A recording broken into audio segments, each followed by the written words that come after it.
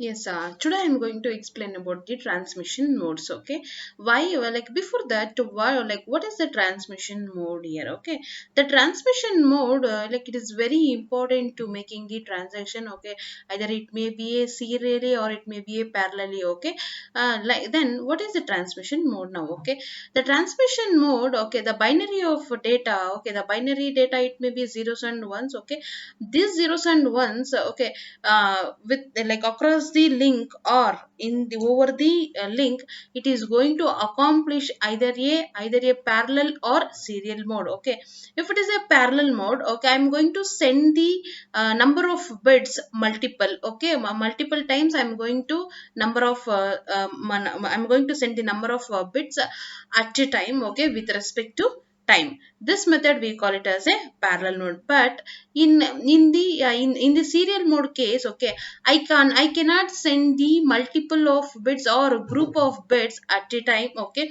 with respect to clock. Here in serial mode, I'm going to send the bit or send the data one by one. Okay, one by one. Okay, if I'm going to send the first bit one information based on the time. Okay, based on the given time. Okay, like that each and every data or each and every bit I supposed to send one by one with respect to clock time. Okay, this is the method we call it as a transmission method. Then like in the parallel method, okay, this is the only way like this is the only one way, okay, we supposed to making the transaction in the parallel mode. But in serial data or serial mode, we can have three different or three other subclasses of the serial transmission. Okay, like that means that all are serial transmission. Okay, it's like asynchronous transmission or synchronous transmission as well as the asynchronous transmission. Then what is the synchronous, asynchronous and asynchronous? Okay, we will discuss one by one. In this transmission mode, okay, the major part we are going to discuss about the topic, that is the parallel transmission and serial transmission. So we will see one by one what is the parallel transmission. Okay, so this is the diagram of our data transmission mode diagram. See, this is the like the data transmission, it can contain or it is going to partition into two things, that is parallel and serial. Again in this serial, again it is going to partition into three things, that is asynchronous and synchronous and asynchronous. This is what I told in theory. Okay, so this is the diagram of this our transmission mode diagram. Then what is the parallel transmission now? Okay, the parallel transmission, it is nothing but the binary data consisting of ones and zeros. Okay, I'm going to repeat, the binary data, it is going to consisting of zeros and ones. It may be organized into group of n bit each, and like each systems, or it is going to produce and consume the data in group of bits, much as we conceive of use the, okay, you use use in the form of words rather than the letters. Okay, this group of bits, okay, or the group of data n data, we supposed to send the n bit at a time instead of one. So this method we call it as a transmission, parallel transmission.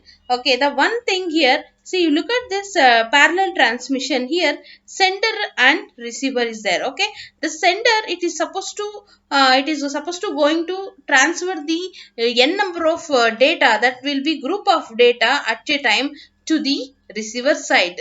Okay, see, this method we call it as a transmission method. Then what is the serial transmission?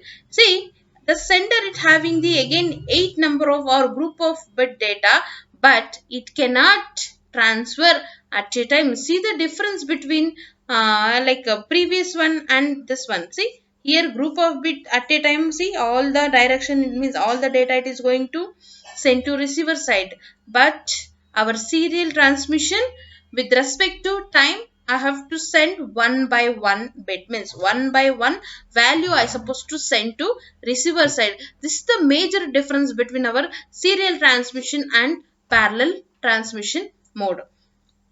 Then the serial transmission, it contains again three types of, that is synchronous, asynchronous and asynchronous. Then what is the synchronous transmission? Now the synchronous transmission, we send the starting bit 0 at the beginning of beginning, and one or more stops of bit. Okay, that is nothing but one or more ones we supposed to stop at the end of the transmission. Okay, and it is also conclude the gap between the each byte. Okay, this method we call it as a asynchronous transmission. See, this is the diagram of our asynchronous transmission.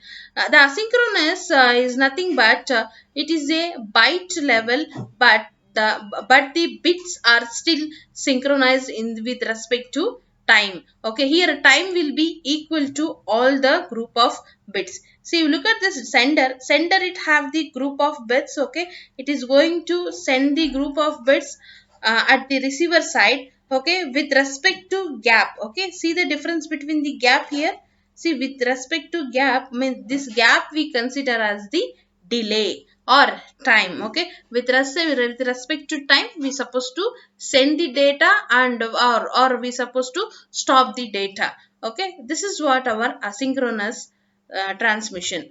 Then what is the synchronous transmission? Now the synchronous transmission, we supposed to send the bit or data one after the another, without start or stop the bits, or gap, means without there is no between the gap to the data transmission of the group of bits. Okay, means at a time, see, simultaneously I am going to send the data. See, this is the sequence of data. Okay, or this is the format of data I am going to sending from send source to receiver. Okay, there is no any gap here.